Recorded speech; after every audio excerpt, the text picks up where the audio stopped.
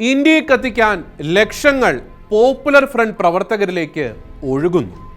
ബീഹാറിലെ പാറ്റ്നയിൽ നടന്ന അതീവ രഹസ്യ ആയുധ പരിശീലന തീവ്രവാദ ക്യാമ്പിൽ പ്രധാനമന്ത്രി നരേന്ദ്രമോദിയെ വധിക്കുവാൻ നീക്കം നടന്നു എന്നുള്ള പോപ്പുലർ ഫ്രണ്ട് പ്രവർത്തകരുടെ തീവ്ര ഗൂഢാലോചനയുടെ ഇന്റലിജൻസ് പുറത്തുവിട്ട വിശദാംശങ്ങൾ ഞെട്ടിക്കുന്നതും രാജ്യത്തിന്റെ ആഭ്യന്തര സുരക്ഷയെ ശക്തമായി തന്നെ ബാധിക്കുന്നതുമായിരുന്നു. 2047 ആകുന്നതോടെ രാജ്യത്തെ ഇസ്ലാം ഭീകരതയുടെ കീഴിൽ കൊണ്ടുവരുന്നതിന് വേണ്ടിയുള്ള ഹീനമായ നടപടിക്രമങ്ങൾ വിശദമാക്കുന്ന ലഘുലേഖകളിൽ പ്രതിപാദിച്ചതുപോലെ തുർക്കി, പാകിസ്ഥാൻ എന്നീ ഇസ്ലാമിക രാജ്യങ്ങളിൽ നിന്ന് ഇന്ത്യയെ ചാമ്പലാക്കുവാനുള്ള കനത്ത ഫണ്ട് ഇന്ത്യയുടെ തണലിൽ ജീവിച്ചുകൊണ്ട് അതിശക്തമായ രാജ്യവിരുദ്ധ പ്രവർത്തനങ്ങളിൽ ഏർപ്പെടുന്ന സംഘടന കൈപ്പറ്റി എന്ന ശക്തമായ തെളിവുകൾ ഇപ്പോൾ പുറത്തു വന്നുകൊണ്ടിരിക്കുകയാണ്. മുമ്പ് യുപിയിലെ ഹാത്രസിൽ 19കാരിയായ ദളിത് പെൺകുട്ടി ബലാത്സംഗത്തിനിരയായി കൊല്ലപ്പെട്ട കേസിൽ ജാതീയമായ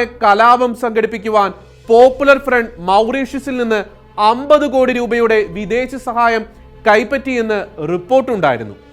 ഏതാനും മാസങ്ങൾക്ക് പുറകിൽ കള്ളപ്പണം വെളുപ്പിക്കൽ, രാജ്യദ്രോഹ പ്രവർത്തനങ്ങൾക്ക് വിദേശ രാജ്യങ്ങളിൽ നിന്ന് കനത്ത ഫണ്ട് സ്വീകരിക്കൽ എന്നിവയുമായി ബന്ധപ്പെട്ട് പോപ്പുലർ ഫ്രണ്ട് നേതാവ് മലപ്പുറം പെരുമ്പടപ്പ് സ്വദേശിയായ അബ്ദുൾ റസാഖിനെ കരിപ്പൂർ വിമാനത്താവളത്തിൽ വെച്ച് ED അറസ്റ്റ് ചെയ്തിരുന്നു.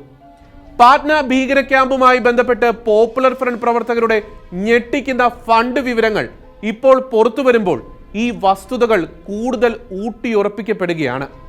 ജാർഖണ്ഡുകാരനായ മുൻ പോലീസ് ഓഫീസർ മുഹമ്മദ് ജലാലുദ്ദീൻ നിരോധിച്ച ഇസ്ലാമിക ഭീകര സംഘടനയായ സ്റ്റുഡന്റ് ഇസ്ലാമിക് മൂവ്മെന്റിന്റെ മുൻ പ്രവർത്തകനും പോപ്പുലർ ഫ്രണ്ടിന്റെ സജീവ പ്രവർത്തകനുമായ അദ്ഹാർ പർവേസ് എന്നിവരെയാണ് പാറ്റ്ന തീവ്രവാദ ക്യാമ്പിന്റെ പശ്ചാത്തലത്തിൽ പോലീസ് പിടിയിലായത്. ഇവരെ ചുറ്റിപ്പറ്റി നടക്കുന്ന അന്വേഷണത്തിലാണ് രാജ്യത്തിന്റെ അഖണ്ഡതയിൽ വിള്ളൽ വീഴ്ത്തുന്ന ശക്തമായ ഭീകര പ്രവർത്തനത്തിന്റെ തെളിവുകൾ ഓരോന്നായി പുറത്തു വരുന്നത്. മുഹമ്മദ് ജലാലുദ്ദീന്റെയും അദ്ഹാർ പർവേസിന്റെയും ബാങ്ക് അക്കൗണ്ടുകളിലേക്ക് ഒഴുകിയെത്തിയത് ലക്ഷങ്ങളാണ്. ഇത് പോപ്പുലർ ഫ്രണ്ട് കേന്ദ്രങ്ങളിൽ നിന്ന് എത്തിയതാകാമെന്നാണ് പ്രാഥമിക നിഗമനമെങ്കിലും ഈ പണത്തിന്റെ ഉറവിടം തേടിയുള്ള അന്വേഷണം ഊർജിതമാക്കിയിരിക്കുകയാണ് അന്വേഷണ സംഘം. ഇവരുടെ പേരിലുള്ള 3 അക്കൗണ്ടുകളിലേക്ക് 14 ലക്ഷം, 30 ലക്ഷം, 40 ലക്ഷം എന്നിങ്ങനെ വിവിധ ഘട്ടങ്ങളിൽ കനത്ത തുകകളാണ് ഒഴുകിയെത്തിയതെന്ന് സ്ഥിരീകരിച്ചിട്ടുണ്ട്.